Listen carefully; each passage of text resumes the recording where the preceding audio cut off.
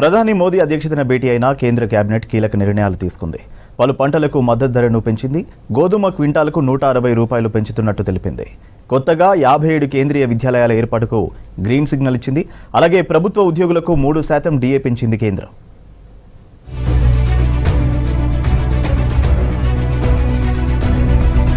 ప్రధాని నరేంద్ర మోదీ అధ్యక్షతన భేటీ అయిన కేంద్ర కేబినెట్ కీలక నిర్ణయాలు తీసుకుంది. 1,20,107 కోట్ల రూపాయలను వివిధ స్కీములకు మంజూరు చేసింది.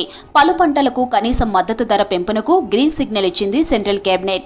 2026-27 రబీ సీజన్లో ధాన్యం సేకరణ మద్దతు ధరకు 84,263 కోట్లు కేటాయించింది కేంద్రం.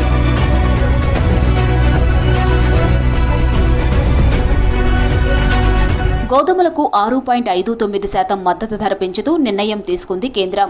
2026-27 మార్కెటింగ్ ఇయర్ నుంచి క్వింటాలకు 160 రూపాయలు పెంచుతున్నట్లు చెప్పింది.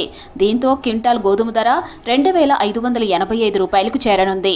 అలాగే 6 రకాల పప్పు దినుసుల సేకరణకు 11,440 కోట్లు కేటాయించినట్లు చెప్పారు కేంద్ర మంత్రి అశ్విని వైష్ణవ్.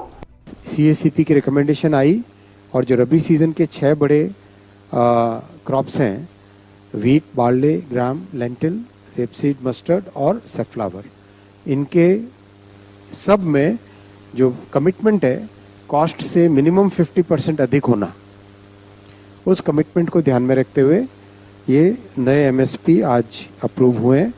దేశంలో కొత్తగా 57 కేంద్రీయ విద్యాలయాల ఏర్పాటుకు గ్రీన్ సిగ్నల్ ఇచ్చింది కేంద్రం. దీనికోసం 5,863 కోట్ల నిధులు కేటాయించింది. ప్రస్తుతం కేంద్రీయ విద్యాలయాలు లేని 20 జిల్లాల్లో ఏర్పాటు చేయనున్నట్లు తెలిపింది కేంద్రం. దీంతో 4 కేంద్రీయ విద్యాలయాలు తెలంగాణలో ఏర్పాటు కానున్నాయి. భద్రాద్రి కొత్తగూడెం, ములుగు, జగిత్యాల, వనపర్తి జిల్లాలో ఏర్పాటుకు ఓకే చెప్పింది కేంద్రం. ఇప్పటికే రాష్ట్రంలో 35 కేంద్రీయ విద్యాలయాలు ఉన్నాయి.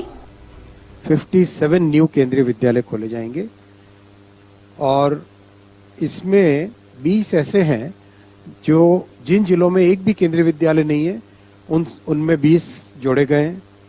14 केंद्रीय विद्यालय ऐसे जो एस्पिरेशनल डिस्ट्रिक्ट में आकांक्षी जिलों में 5,863 करोड़ के इन्वेस्टमेंट से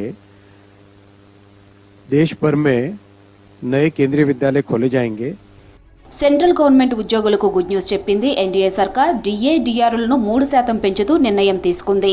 ఈ నిర్ణయంతో 49 లక్షల మంది కేంద్ర ప్రభుత్వ ఉద్యోగులకు మేలు జరుగుతుందని తెలిపింది.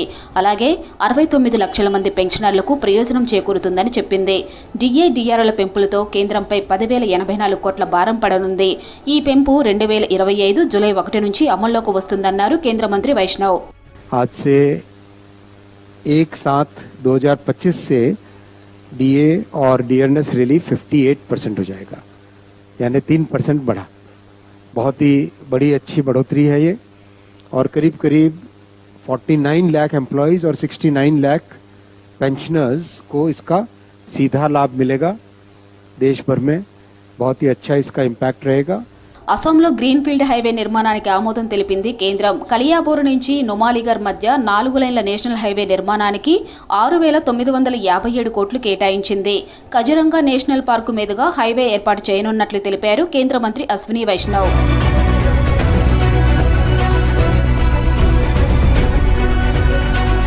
దేశంలో బయోమెడికల్ రీసెర్చ్ ప్రోగ్రాం ఫేజ్ 3 కోసం 1,500 కోట్ల నిధులు రిలీజ్ చేసింది కేంద్రం. కొత్త ప్రయోగాలను ప్రోత్సహించడమే లక్ష్యంగా ఈ స్కీమ్ తెచ్చినట్లు చెప్పింది. అలాగే వందే మాతరం పాట 150 ఏళ్ల సెలబ్రేషన్కు నిర్ణయం తీసుకుంది కేంద్రం.